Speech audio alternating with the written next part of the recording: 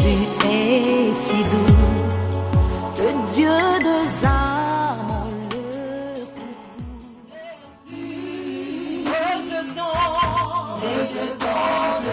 le rejetant de David, l'agneau immolé,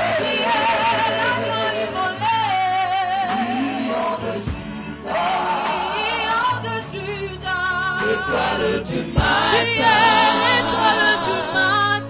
reçois la puissance, la louange, la sagesse, la force, l'honneur et la gloire. Oh Jésus,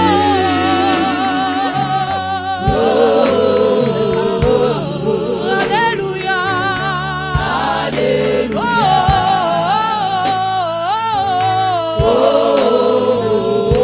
Merci Seigneur. Merci Oh, Seigneur. Alléluia. Oh, Alléluia. Alléluia. À celui qui vit éternellement. Oh, Alléluia. merci À Seigneur. celui qui nous a rachetés en grand prix. Oh, Merci Jésus. Alléluia.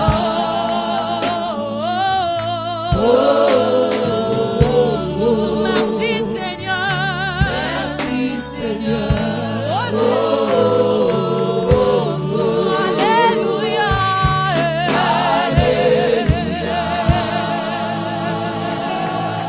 Alléluia. Nous acclamons très très fort le Seigneur. Acclame très fort le roi des rois.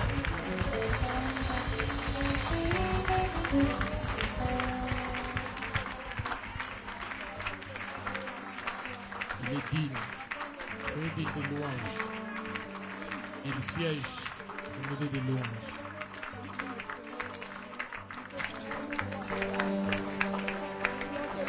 Nous pouvons nous asseoir dans la présence de Dieu. Que Dieu nous bénisse.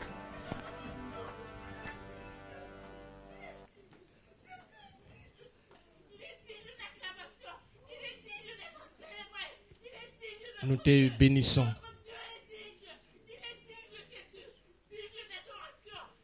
Nous te rendons grâce au Dieu pour ce temps fort,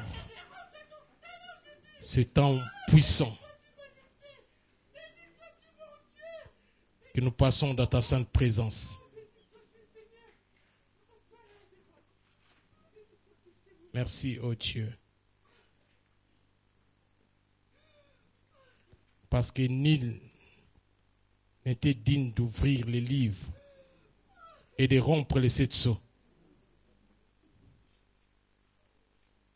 Et Jean dit, les lions de la tribu de Juda, les lys des vallées, les narcisses de Saron, les plus beaux parmi les 10 000, il est digne d'ouvrir les livres et de rompre les sept sceaux. Nous te bénissons, Seigneur, pour ta parole. Cette parole qui ne retourne pas sans faire des effets. Voilà pourquoi tu l'as envoyée. Je t'ai pris de disposer nos cœurs afin que cette parole puisse produire des fruits dignes de repentance. Tu dis écoutez et comprenez. Ce ne laisse que ton peuple puisse écouter et qu'il puisse comprendre. Nous bénissons ton nom. Nous te donnons toute la louange et toute la gloire. Et je te prie, Saint-Esprit, que tu puisses glorifier Jésus. Au nom de Jésus-Christ. Amen. Amen. Bonjour tout le monde. Que Dieu soit béni. Nous allons prendre nos Bibles dans le livre d'Esther, au chapitre 4.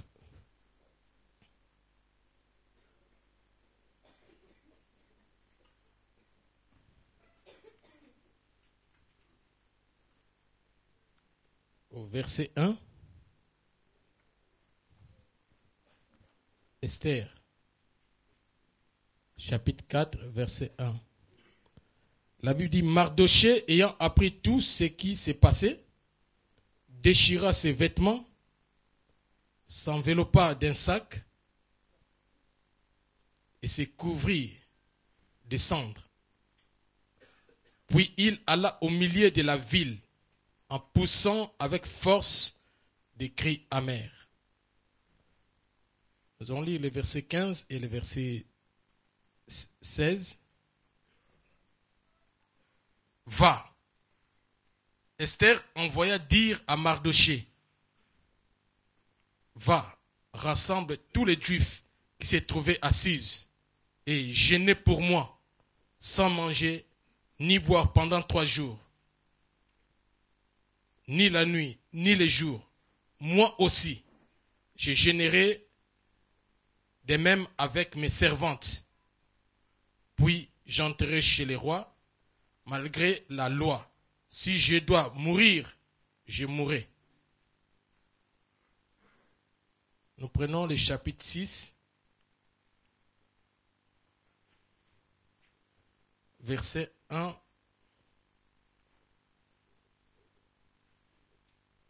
au verset 2. Toujours dans le livre d'Esther, au chapitre 6, verset 1 au verset 2. Cette nuit-là, les rois ne purent pas dormir. Il se fit apporter les livres des annales, les chroniques, on les lit devant les rois. Et l'on trouva écrit ce que Mardochée avait relevé au sujet de Bigtan et de Térec, les 2 eunuques du roi, gardes d'Issaï, qui avaient voulu porter la main sur le roi Assyrus. Et le verset 10 et le verset 13 nous dit, le roi dit à Haman, le verset 10, prends tout de suite les vêtements et les chevaux, comme tu l'as dit, et fais ainsi pour Mardochée, le Juif, qui est assis à la porte du roi, ne néglige rien de tout ce que tu as mentionné. Et Haman prit les vêtements et les chevaux, il revêtit Mardochée. Il les promena à cheval à travers la place de la ville et il cria devant lui. C'est ainsi que l'on fait à l'homme que le roi veut honorer. Verset 12. Mardochée retourna à la porte du roi et Haman se rendit en hâte chez lui, désolé et la tête voilée. Verset 13. Haman raconta à Zérek, sa femme, et à tous ses amis, tout ce qui lui est arrivé. Et ses sages et Zérek, sa femme, lui dirent, si Mardochée, devant lesquels tu as commencé de tomber, est de la race des Juifs, tu ne pourras rien contre lui, mais tu tomberas devant lui. Amen. Nous allons parler sur la prière. Amen. Nous allons parler sur la prière parce que c'est très très important en tant qu'enfant de Dieu d'avoir une vie de prière.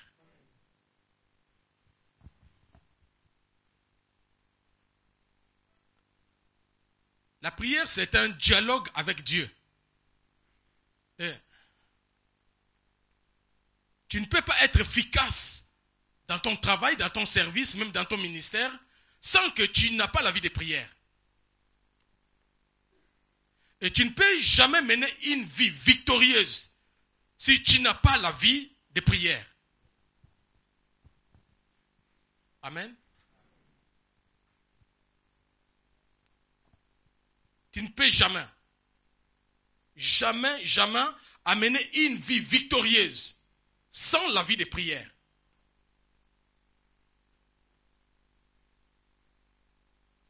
Vous savez, un chrétien ou une église qui ne prie pas, c'est une église faible. Un chrétien qui ne prie pas, c'est un chrétien faible. Si nous voyons dans la Bible, il y a des héros dans la Bible, ils étaient tous des hommes et des femmes de prière. Alors, aujourd'hui, je t'encourage cet après-midi que Dieu puisse t'aider à avoir cette vie de prière. Vous savez, La Bible dit un jour, il y avait un Amalek qui est venu pour combattre Israël à Rephidim. Et la Bible dit que Moïse a dit à Josué, choisis des hommes. Et moi, je vais aller prier. Et la Bible dit ceci, quand Moïse priait, Israël était plus fort. Mais quand Moïse a baissé la main, c'était Amalek qui était plus fort. Donc cela signifie, quand nous nous élevons, quand nous nous montons de la prière, quand nous prions, nous sommes forts. Mais quand nous abaissons la main, et nous sommes faibles. Amen.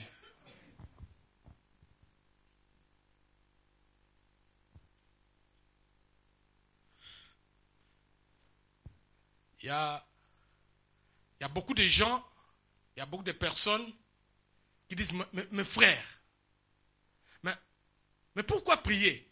Parce que Dieu connaît nos pensées. Mais pourquoi prier? C'est vrai. Dieu connaît nos pensées.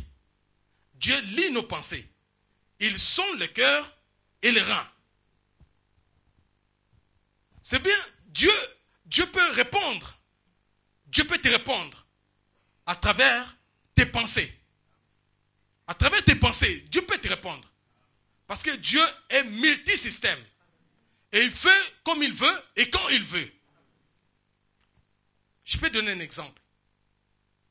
La Bible nous parle, si vous lisez dans Matthieu chapitre 1, vous allez voir, la Bible nous parle d'un homme qui s'appelait Joseph. Et Joseph avait une fiancée qui s'appelait Marie. Et la Bible dit que Marie est tombée enceinte par la puissance du Saint-Esprit. C'est une épreuve difficile devant Joseph. Souvenez-vous, Joseph demande à Marie, Marie, moi, avec toi, on ne s'est jamais connu, mais comment tu es tombée enceinte? Et Marie dit, c'est le Saint-Esprit.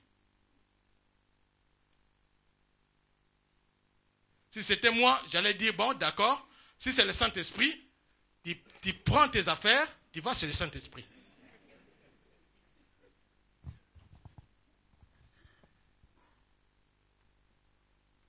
Amen.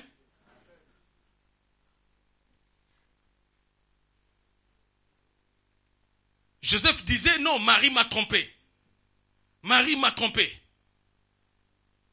En réfléchissant, la Bible dit, comme il pensait, la Bible dit, Dieu a dépêché un ange pour dire à Marie, à Joseph, Joseph, Marie ne t'a pas trompé. Mais elle est enceinte. C'est par la puissance du Saint-Esprit. Marie ne t'a jamais trompé. Prends-la, elle est ta femme. Amen. Elle est ta femme. Voyez-vous, donc Dieu peut te répondre à travers tes pensées. Tu penses comme Joseph, il pensait. Et il a reçu une réponse. Mais il y a d'autres réponses que Dieu peut te donner. C'est seulement aussi en priant. Amen. C'est en priant. La prière, c'est un moyen par lequel nous pouvons parler avec Dieu. La prière, c'est un dialogue avec Dieu. Prier signifie parler avec Dieu.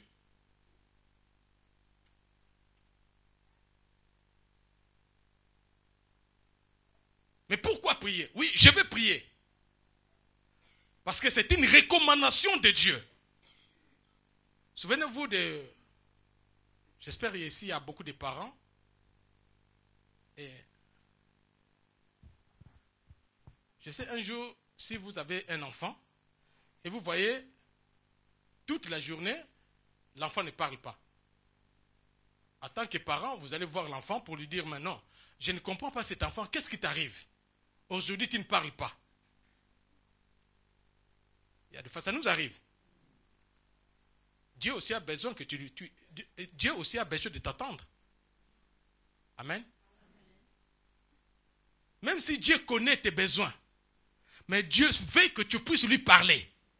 C'est pareil comme un père qui voit son enfant en train de trimballer dans la maison. Vous voyez, il y a d'autres enfants, quand ils arrivent à la maison, ils cherchent quelque chose de bien manger ou ils cherchent quelque chose. Ils commencent à chercher par-ci, par-là, mais les papas ont déjà compris que cet enfant a besoin de telles choses et de telles choses.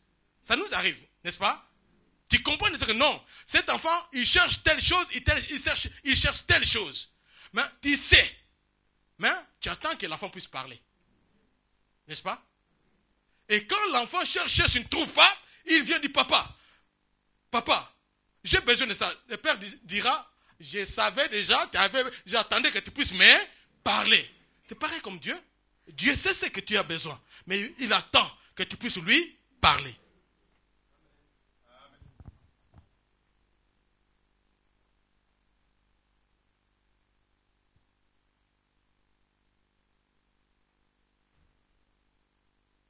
Amen.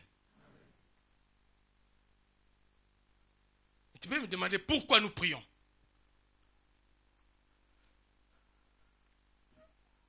Nous prions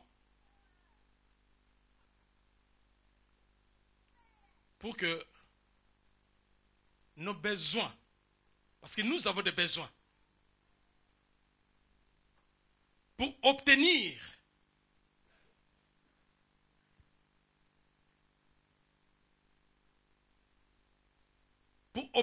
de Dieu ce que nous en avons besoin. Amen. C'est pour cela que la Bible dit ceci. Dans Philippiens chapitre 4, verset 6. Ne vous inquiétez de rien. Mais en toute chose, faites connaître vos besoins à Dieu. Comment? Par la prière. En toute chose, faites connaître vos besoins à Dieu. Voilà pourquoi nous prions Dieu, pour lui faire connaître nos besoins. Voilà pourquoi nous prions à Dieu. Pourquoi? Parce que Dieu est la seule réponse. Dieu est la seule solution à nos problèmes. Il n'y a pas deux personnes, il y a une seule personne. C'est Jésus-Christ de Nazareth. Il est la réponse à ton problème. C'est pour ça qu'il dit, ne vous inquiétez de rien. Mais en toute chose, faites connaître vos besoins à Dieu par la prière et des supplications et des actions de grâce. Et la paix de Dieu, qui surpasse toute intelligence, gardera votre cœur et votre pensée en Jésus-Christ. Voyez?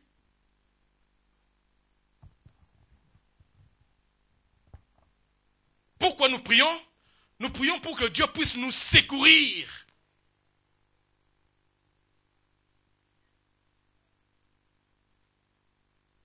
De nos besoins. Parce que Dieu est le seul secours. Dieu est le seul secours. C'est pour ça que David a dit à Psaume 121, je lève mes yeux vers la montagne, d'où me viendra le secours. Car le secours me vient de l'Éternel qui a fait les cieux et la terre. Hébreux chapitre 4 verset 16 nous dit, approchons-nous. C'est par la prière que nous pouvons nous approcher de Dieu. Approchons-nous du trône de la grâce, afin d'obtenir miséricorde et grâce, et d'être secourus par nos besoins. Donc nous prions, nous approchons de Dieu pour obtenir les secours dans nos problèmes. Dieu est le seul secours qui ne manque jamais dans la détresse. C'est un ami fidèle. C'est un ami fidèle. Il compatit avec nous ensemble. Tu passes des moments difficiles, tu es seul, mais je voulais te dire que tu n'es pas le seul. Il y a quelqu'un qui est à côté de toi. Il y a Jésus-Christ de Nazareth.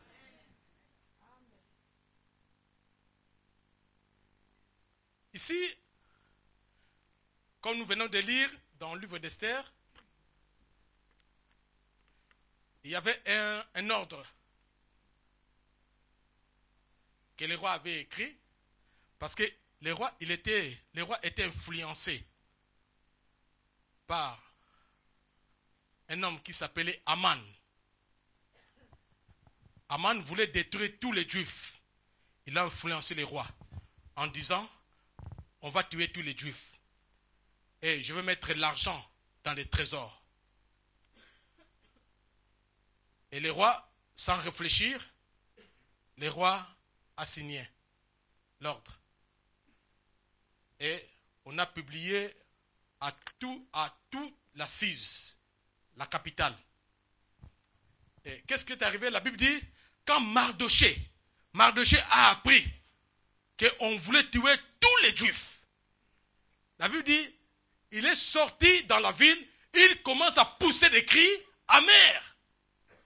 Parce qu'il avait appris une mauvaise nouvelle.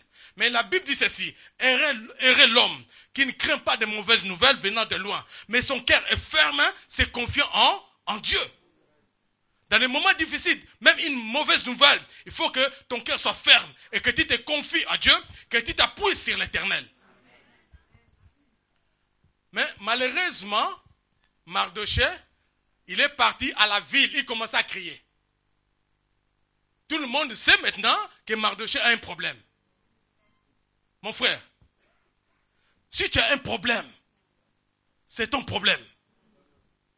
Oui, tu peux partager avec une personne afin que la personne puisse te secourir. Mais ce n'est pas n'importe quelle personne. Amen. Tu peux avoir un problème dans ton couple. C'est ton problème. Il faut garder ça dans ton couple. Il faut prier le Seigneur afin que le Seigneur puisse donner la solution à ton problème. Tu ne peux pas crier à la rue, tu ne peux pas crier à tout le monde que moi, j'ai tel problème, tel problème. La personne qui t'écrit, la personne aussi a un problème. Il y a des fois, tu peux commencer à expliquer à quelqu'un ton problème et la personne dit non. Au fond de son cœur dit, ah, vous avez compris, hein?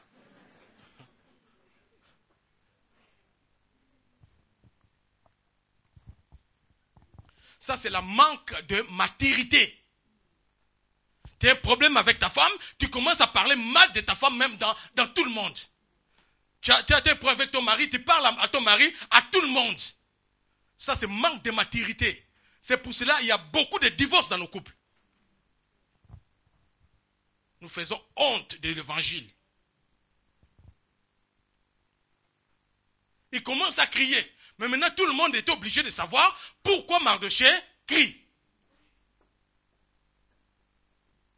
Tu ne peux pas jamais, mon frère, je t'encourage, n'expose pas ton problème à n'importe qui. Ne dis pas ton problème à n'importe qui. Si tu es peut-être dépassé de ton problème, il y a des hommes de Dieu, ou si Dieu te met à cœur de chercher une personne qui peut t'aider, tu vas et tu cherches la personne afin que vous puissiez entrer dans la prière et chercher la solution.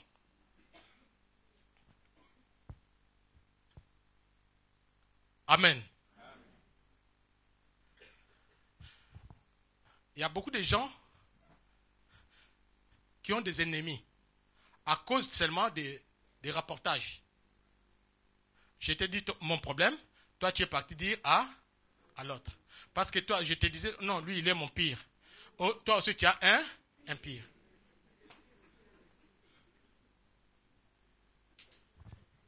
Et quand tu vas entendre cela, moi je lui ai confié mon problème. Mais regarde maintenant, il commence à diffamer, à dire à tout le monde mon problème. Ça va peut-être, si tu n'es pas vraiment un enfant de Dieu, tu vas voir la haine et tu commences même à, quand tu vois la personne, tu passes. Mais Dieu veut que nous puissions nous pardonner. Amen. Commence à crier dans la rue. Et la Bible dit ceci, que quand Esther a entendu que Mardochée est en train de crier, Mardochée a un problème. Il a envoyé une personne pour dire, va demander à Mardochée, qu'est-ce qui ne va pas? Mon frère, si tu entends ton frère ou ta sœur a un problème, au lieu de parler, va voir les frères. Dis au frère, frère, ma sœur, quel est ton problème? Si c'est possible que je puisse t'aider, je vais t'aider. Mais nous, quand nous entendons un problème, ton frère a un problème, ta sœur a un problème, tu commences directement à les juger. Tu commences à les juger. Surtout nous les hommes de Dieu, moi j'aime pas que le Seigneur me préserve encore que je ne sois pas malade. Parce que dès que nous sommes malades, c'est le péché. Dès que tu fais un accident, oh, mais comment est-ce que... Donc c'est qu'il a un problème, c'est le péché. Que Dieu nous garde. Oh, il y a des fois, Dieu a des hommes, a des instruments. À travers ces instruments, Dieu va se glorifier. Parce que tu ne peux pas avoir un témoignage si tu n'as pas problèmes. Donc dans tes problèmes, Dieu te prépare un grand témoignage. Il faut qu'aussi tu puisses témoigner, n'est-ce pas? Alors,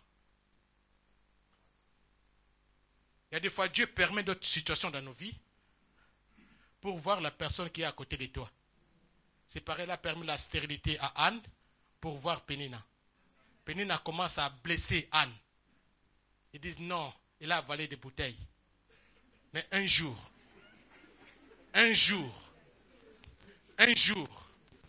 Dieu a intervenu dans sa vie. Amen. Et la bouche de Pénina était fermée. Dieu va fermer la bouche de tes ennemis comme il a fermé la bouche des lions dans la fosse aux lions.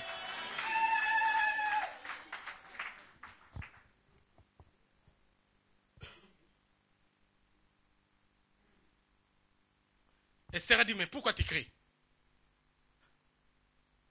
Viens. Je demande, tu vas gêner pour moi.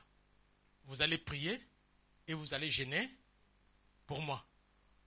Pendant 3 jours et 3 nuits. Sans manger pendant 3 jours, sans boire. Vous allez prier pour moi. Voyez? Mardoché, il se plaignait. Mais quand Esther a reçu la nouvelle, qu'est-ce qu'Esther a fait? Esther a demandé quoi? L'aide de la prière. Vous savez, Église, il faut faire attention. Tu vois, nous pouvons avoir les mêmes chocs, mais nous ne pouvons pas avoir la même réaction. Faites attention. Nous pouvons avoir les mêmes chocs, mais même pas la même réaction. On peut te poser la main, l'autre tombe, mais l'autre ne tombe pas.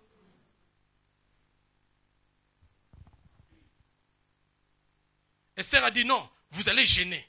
Vous allez prier pour moi. Moi aussi, je vais prier avec mes servantes. Et nous allons demander le secours de Dieu. Nous allons demander l'aide de Dieu dans la prière. Mais parce que moi, en tant qu'enfant de Dieu, je ne peux jamais m'inquiéter. Parce que je sais à qui je crie. Je sers un Dieu vivant. Un Dieu qui connaît toutes choses. La Bible dit, arrive-t-il un malheur dans une ville sans que l'Éternel en soit l'auteur? Donc cela signifie, rien ne peut arriver sans que Dieu le permette.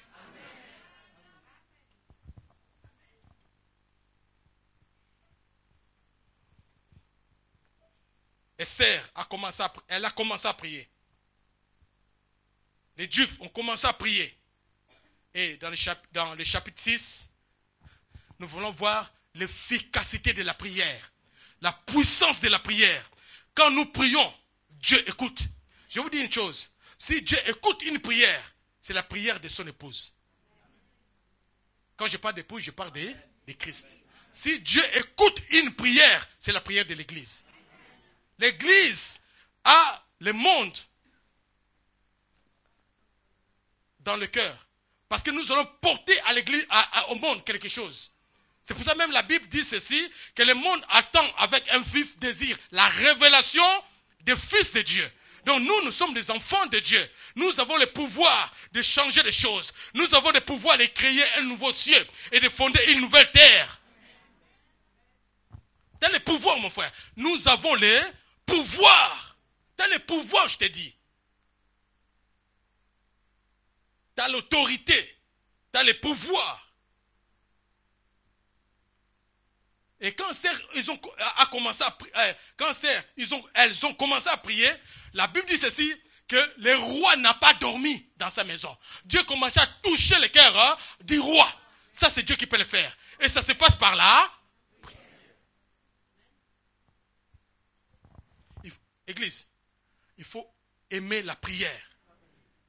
Quand on organise des prières, il faut que tu sois là. Il faut que tu sois là, mon frère. Hein? Il faut que tu sois là. La prière, comme l'homme de Dieu dit, la prière, ça marche. La prière est une arme efficace pour les chrétiens. Dieu commence à toucher le cœur du roi. Le roi n'a pas dormi. Le roi a dit non, amène-moi les livres des annales. Ils ont amené les livres des annales, dit non, mais on voulait me tuer par 2 de mes fonctionnaires, mais il y avait un homme qui s'appelait Mardoché. C'est lui qui a fait que moi je ne sois pas, parce que c'est lui qui a signalé. C'est lui qui m'a averti que non, on voulait te tuer. Mais c'est grâce à lui que je suis encore vivant. Mais si ce n'était pas lui, j'allais déjà mourir peut-être. Voyez? Elle dit non, mais je lui ai rien donné. On nous a parlé ici, c'est la récompense. Il dit, mais qu'est-ce qu'il a maintenant? Qu'est-ce que je peux lui récompenser? Une telle personne. Et à ce moment où il pensait comme ça, la Bible dit qu'il y avait un homme qui s'appelait Aman et il venait. Il venait pourquoi? Pour demander au roi de tuer Mardoché.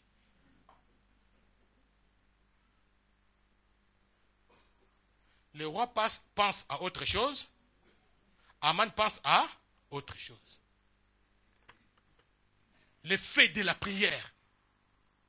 Le fait de vous savez, Dieu peut dépêcher quelqu'un à cause de toi. Dieu peut dépêcher un ange à cause de toi. Il y avait un jour, il y avait un couple pastoral. Le mari était pasteur et la sœur était fidèle. Et ils avaient un enfant. À un moment donné, vous savez, les pasteurs n'avaient rien acheté parce que l'enfant n'avait pas les laits. Pour boire. Vous savez, quand un enfant, quand il n'a pas les laits, il n'a pas. Lui, l'enfant n'a pas besoin de comprendre si tu as l'argent ou s'il n'a pas l'argent. Lui, son problème, c'est donner les laits et puis c'est tout.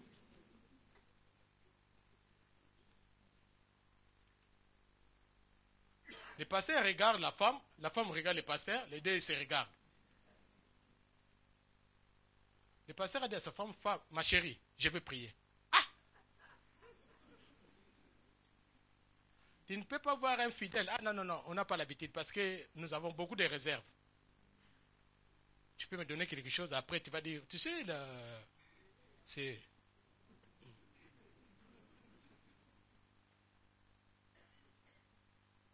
Le pasteur dit, chérie, donne-moi un peu de temps, je vais prier Dieu. Je sais que le Dieu que je sers, c'est un Dieu de miracles. Le Dieu qui appelle à l'existence des choses qui n'existaient pas, comme si elles étaient. C'est Dieu aussi appelle à l'existence des choses qui est inexistantes pour le rendre existant. Parce que rien n'est impossible à Dieu. Il commence à prier. La femme était en train d'attendre. Bon, ça va, on va voir. Hein. Après un certain temps, l'homme de Dieu est parti à la cuisine. Il regarde, il voit, dans le biberon, il y a des laits. Il y a les laits. Il prend les laits et dit à sa femme, donne un enfant. L'enfant commence à boire, il y avait une sœur qui est venue. Parce que Dieu dit souvent des mamans, vous êtes formidables. Vous êtes formidables des mamans. Il y a une sœur qui venait, il dit, pasteur, j'ai besoin de toi. Le pasteur dit, mais quoi encore? Le pasteur croyait qu'il va prier pour lui, parce que lui-même dit, il y a des fois, il faut nous soutenir. Non, vous rigolez, il faut nous soutenir. Hein? Il y a des fois, c'est vous qui nous jetez la pierre, et c'est vous qui nous venez avec des fardeaux chez nous. L'homme lui dit, mais qu'est-ce qu'il y a, ma sœur? Il dit, non, pasteur, j'ai quelque chose. Dieu m'a dit quelque chose pour toi. Dieu m'a parlé pour toi, il faut que je vienne. À cette époque, il y avait des francs. 500 francs. Le pasteur a regardé sa femme. Sa femme a regardé le pasteur, a dit, pasteur.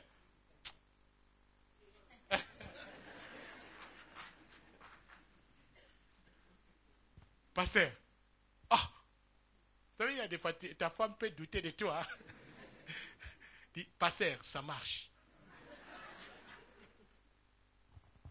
Dieu est Dieu. Aman voulait creuser une fosse pour les Juifs. Mais la Bible dit ceci, celui qui creuse une fosse, il tombera. Et la pierre revient à ceux qui la roulent. Si tu cherches des problèmes, tu en trouveras. C'est pour cela sa femme, ouais, sa femme dit, Aman, tu vois, je t'avais dit, la personne qui t'a touché là, c'est un juif. Un juif, c'est un chrétien. Il fallait toucher à un païen. Là, il n'y aura pas de problème.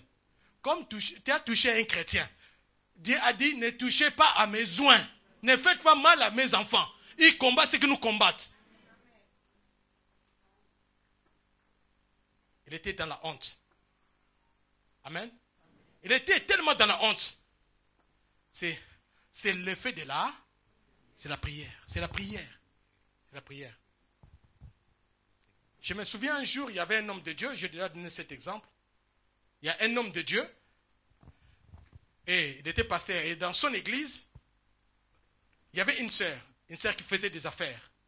Nous voulons dans notre église qu'il y ait aussi des lydis, des marchands de pourpre.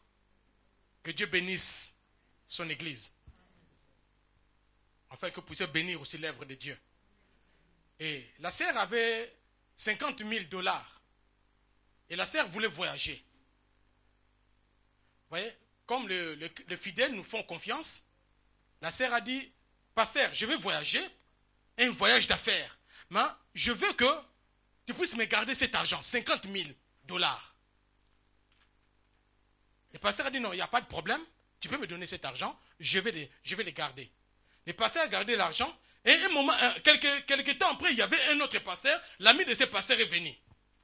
Il a dit, pasteur, j'ai un problème très urgent. Donc, je voulais faire des affaires, donc si j'attends des jours, donc ça serait un peu difficile pour moi. Donc, j'ai besoin de l'argent. Si tu as l'argent, donne-moi, n'hésite pas.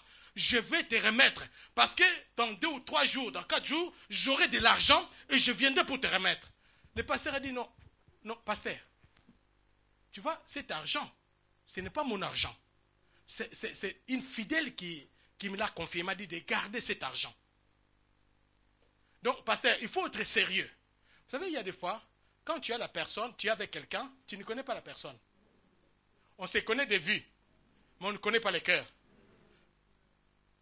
C'est pour ça que des fois, Dieu peut permettre la situation pour que tu puisses connaître la personne. C'est pour cela que Dieu a permis la difficulté des épreuves dans la vie de Job, afin que Job puisse connaître le cœur de sa femme. Quand il y avait la richesse, ah, c'est mon mari chéri. Mais maintenant, c'est dans les pires. Hein? C'est dans les pires maintenant. Nous venons à l'église, quand on célèbre le mariage, les pasteurs souffrent. Dans les bonheurs, oui, dans les bonheurs et dans les pires. Maintenant, vous êtes où?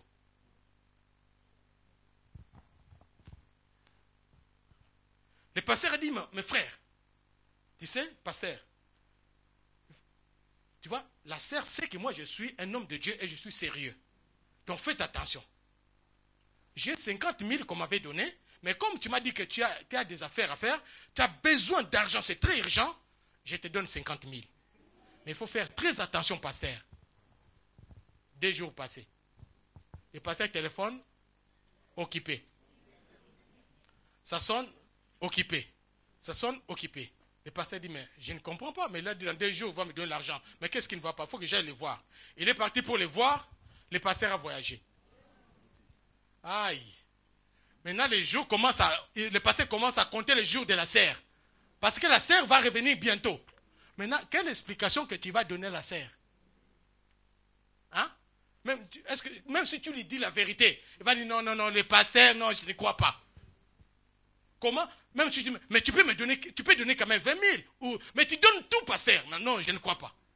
Qu'est-ce que tu peux dire à un fidèle? Et quand tu te tiens debout pour prêcher, est-ce que la sœur va t'écouter? Le pasteur a dit non, je n'ai pas d'autre solution. Avec 50 000. Si je vais voir quelqu'un ou une personne, je ne crois pas que la personne aura 50 000. Ce que je veux faire, je vais entrer dans la prière. Dis à celui qui est à côté de toi, la prière. Dis-lui la prière. Dis non, je vais prier, je vais chercher Dieu. Il est parti, le pasteur est parti dans la forêt pour chercher la face de Dieu.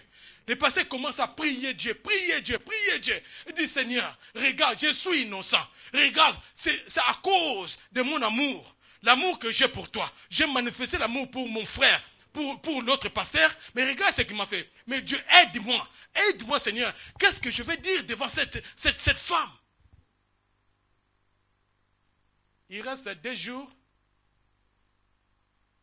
pour qu'il puisse arrêter de prier. Avant 1 jour. Le pasteur a prié, il a fini de prier, il a vu un général avec un frère. Vous savez, les généraux, là, quand on arrive, vous savez, il y a des fois, il nous fait peur. Hein? Le pasteur regarde le frère avec un général, dit, Ici, dans la retraite, qu'est-ce qu'il y a encore dans la retraite ici? J'ai déjà un problème ici. Je viens pour chercher la face de Dieu. Je suis entré dans la prière pour que Dieu puisse me donner la réponse. Parce que Dieu est le secours de ceux qui ne manquent jamais dans la détresse. Dieu est le secours. Moi, je demande le secours de Dieu dans la prière. Mais qu'est-ce qu'il ne voit pas vers le général? Le général arrive, il dit, pasteur, c'est toi le pasteur? Le pasteur dit, oui, c'est moi le pasteur. Il m'a dit, j'ai besoin de toi, j'ai un problème sérieux. Le pasteur a un problème, le général a un problème.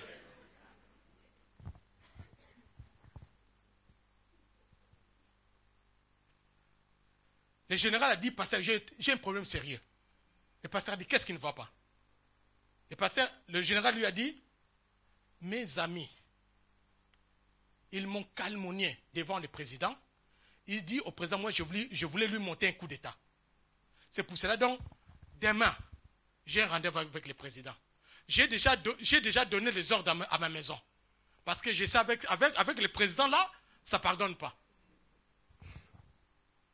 Le pasteur a dit non. Mon général, dis-moi la vérité. Est-ce que tu es là-dedans? Tu es concerné dans l'affaire? Le général dit, pasteur, je te jure, comment ça s'est... Vous voyez, il y a déjà... Comment ça s'agenouiller déjà? Pasteur, je te dis. Là, il ne connaît pas Dieu, je te dis, jure. C'est dans les problèmes. Hein. Dieu permet des choses comme ça pour que tu puisses s'approcher de Dieu. Je te jure, pasteur, je ne connais rien. Le pasteur a dit, agenouille-toi, comme tu es agenouillé, je vais prier pour toi. Il dit, Seigneur, justifie cette personne, justifie cet homme au nom de Jésus-Christ. Amen. Le général regarde le pasteur. Le pasteur dit, lève-toi. Le général s'est réveillé, il dit, pasteur, c'est fini?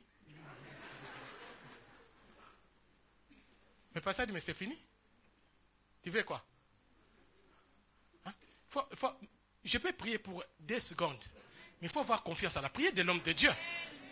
Confiez-vous à Dieu et il vous affermira. Et confiez-vous à ses serviteurs et vous réussirez. Nous tous ne sommes pas pareils. S'il y a des faux, il y a aussi des vrais. Nous tous ne sommes pas pareils. Nous ne sommes pas des escrocs. Même nous sommes des vrais serviteurs de Dieu. Pasteur, c'est fini? Pasteur dit oui, c'est fini. Et les jours du rendez-vous, il est parti voir... Ah, vous suivez bien. Hein? Il est parti voir le président. Le président dit, assieds-toi. Il dit, là, ça va aller. Quand il est assis, le président dit, non, j'ai compris. J'ai compris. Ces gens-là, ils ont fait en sorte que moi, je puisse te tuer. Donc j'ai compris, c'était la calomnie. Donc à partir d'aujourd'hui, c'est toi qui seras leur chef. Vous savez, si Dieu veut te montrer des grades, Dieu sait ce qu'il peut faire. Il change le mal en bien. Le général était parti tout joyeux. Il avait tellement la joie. Il a dit à sa femme, ma femme, le roi, le président, m'a élevé encore par rapport à ces gens-là. Maintenant, ils vont voir comment est-ce que je vais. Non, ce n'est pas la vengeance. Non, il ne faut pas la vengeance. Non. Ne vous vengez pas. Dieu a dit, à moi la vengeance, à moi la rétribution. Non, ne vous vengez pas. Il faut pardonner, ne vous vengez pas. Et dans sa maison, le général avait 60 000 $. Il a dit à sa femme, ma femme, que tu veuilles ou non, je vais prendre ces 60 000 là. Je vais donner à l'homme de Dieu. On voulait acheter ça une parcelle. Mais je vais donner ça à l'homme de Dieu. Parce que l'homme de Dieu a prié pour moi et Dieu a fait des miracles. Il est parti voir l'homme de Dieu et lui a donné, pasteur, regarde l'enveloppe. Quand les gens sont là, on ne compte pas.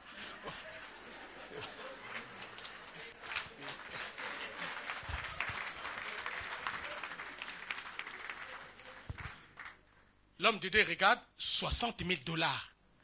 Donc, Dieu lui a ajouté encore, hein? Vous suivez bien. Vous voyez, tout ça, c'est l'effet de la prière. Ne vous inquiétez de rien. Mais en toute chose, faites connaître vos besoins à Dieu. Comment? C'est par la prière. La prière, ça marche. Ça marche. Nous sommes le fruit de la prière. Sans la prière, nous ne pouvons pas vivre.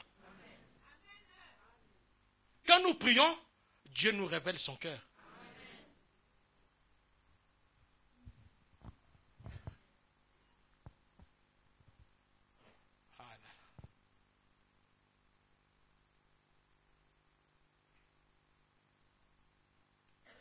Pourquoi prier? Nous prions pour chercher là. Nous prions pour chercher la volonté de Dieu. Pour découvrir la volonté de Dieu.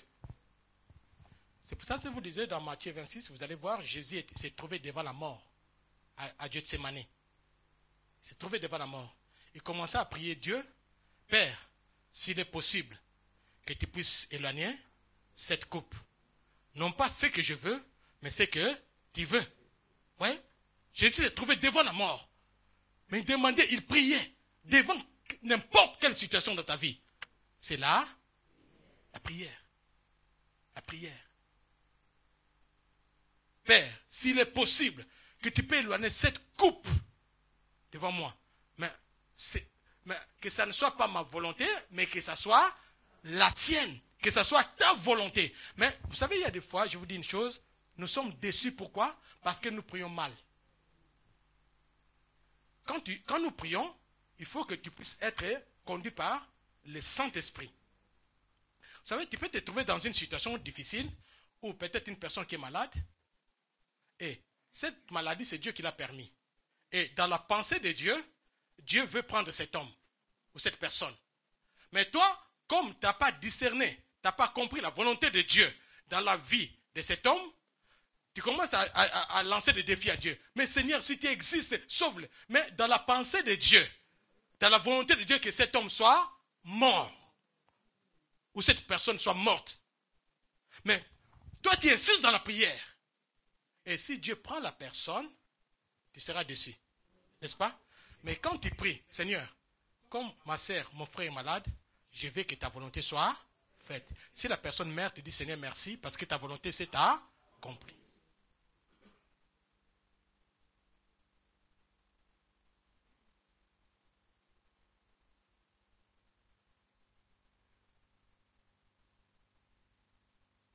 Je vais m'arrêter là parce que il faut que nous puissions prier.